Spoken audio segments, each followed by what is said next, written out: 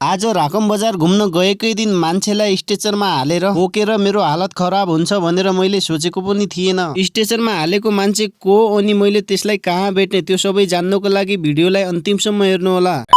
Hello साथीहरु, स्वागत छ मेरो आजको न्यू मिनी भ्लगमा। आज चाहिँ मैले धेरै दिनपछि मिनी भ्लग बनाउँदै छु। हामी गाउँ आएको यत्रो दिन भइसक्यो, कहीँ घुम्न जानुपर्छ भनेर बुढीले भन्दाखेरि अब बुढीले घुम्न जाउँ भन्दा मैले नजाने त कुरै भएन। त्यही भएर आज बिहानै राकम बजार घुम्न जानुपर्छ भनेर हामी बजारनेर गयौं। बजारमा गाडी मिल्ला भनेर बिहान छिटो छिटो गएर आयौं, तर बजारमा चाहिँ गाडी छुटिसकेको थियो। गाडी त छुट्यो तर जानै पर्छ भनेर हामी चाहिँ पैदल यात्रा गयौं सर्टकट बाटोमा। नझुकिनु होला साथीहरु, सर्टकट बाटो भनेको कमसेकम 2.5-3 घण्टा लाग्छ हामीलाई त्यहाँ बजारसम्म पुग्नको लागि। राकम बजार घुम्नको लागि म, मेरो बुढी अनि मेरो बहिनी गएका थियौं। अब आधा घण्टा हिँडिसकेपछि हामीले चाहिँ कुवाको पानी पियौं। अब पहिले यिनीहरू दुईटैले पानी पिए, मैले चाहिँ भिडियो बनाए यिनीहरूको। त्यसपछि यिनीहरूले पानी पिसकेपछि मैले पनि बहिनीको हातमा मोबाइल दिएर मेरो पनि पानी पिएको भिडियो बना भने। अब पानी पिएपछि आधा घण्टा हिँडेपछि यिनीहरूले चाहिँ टिकटक बनाउनु पर्छ भनेर मलाई चाहिँ क्यामेराम्यान बनाइदिए। अब छिटो छिटो टिकटक बनाएर हामी पनि लागिहालौं। साथीहरु, आज चाहिँ धेरै गर्मी थियो, त्यही भएर मैले चाहिँ छाता ओढेको थिएँ। र साथीहरु, त्यो स्टेचनमा बोकेको मान्छे मलाई कहाँ भेटियो भन्दा हामी चाहिँ राकम बजार पुग्नको लागि कमसेकम 1 घण्टा बाँकी थियो। र साथीहरु, त्यही डाँडानेर एउटा मान्छेलाई चाहिँ स्टेचनमा हालेर 4 जना अंकलहरूले बोकिराख्नु भएको थियो। अनि साथीहरु, मैले पनि उहाँहरू अंकललाई हेर्दा चाहिँ अंकल चाहिँ बुर्जुक हुनुहुन्थ्यो, त्यही भएर मैले पनि हेल्प गरि लागे। र साथीहरु, उहाँ दाइलाई चाहिँ के भएको थियो भनेर मैले सोध्दाखेरि उहाँहरूले भन्नुभयो बिहान गाई गोरुको गोठालो जाँदाखेरि उहाँको खुट्टा चाहिँ रुखबाट खसेर भाँचिएको रहेछ साथीहरु। र साथीहरु, आजभोलिको जमानामा पनि उहाँलाई स्ट्रेचरमा हालेर बोकिरहँदा मलाई चाहिँ दुःख लाग्यो। र साथीहरु, उहाँ दाइलाई चाहिँ मैले स्ट्रेचरमा 40-45 मिनेट बोकिसकेपछि राकम कर्णालीको पुल आयो। र साथीहरु, त्यसपछि उहाँ दाइले भन्नुभयो अब यहाँबाट अटोमा लिनुपर्छ भनेर। र साथीहरु, त्यसपछि हामी चाहिँ आफ्नो कामतर्फ लाग्यौं। काम चाहिँ के भन्दा साथीहरु, हामी चाहिँ स्पेशल्ली फोटो र भिडियो खिच्नका लागि आएका थियौं राकम बजार। र साथीहरु, फोटो र भिडियो काम सबै भइसकेपछि मेरो बुढीलाई चाहिँ फेरि बजारमा गएर मगर ड्रेस लगाएर भिडियो बनाउने मन लाग्यो अरे। र साथीहरु, मेरो बुढीले चाहिँ मगर ड्रेस लगाएर फटाफट भिडियो र फोटो काम पनि सम्पन्न भयो। अब सबै फोटो र भिडियो काम सम्पन्न भइसकेपछि हामी फटाफट बजार गएर नास्ता पनि खायौं साथीहरु।